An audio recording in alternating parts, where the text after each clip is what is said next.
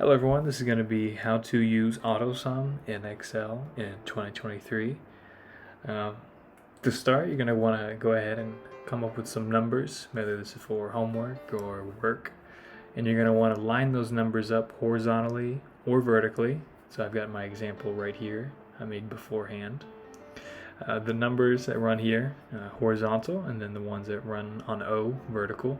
All you have to do is highlight the numbers you would like to use to get added up, and then go to the top right corner, and there it is. There's your sum button.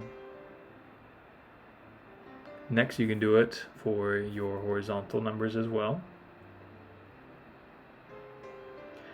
And it's not just for adding up numbers in a column. There's a few other things Autosum can do for you to help you save time.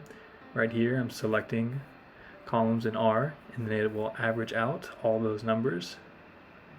In this one, it will count the number of columns that I'm using. That way you don't have to go do math. For T, I'm going to figure out which is the largest number. And then for the last one, we're going to figure out which one is the smallest number. And there you guys go. That is it. That is how to use Autosum in 2023. Thank you all for watching.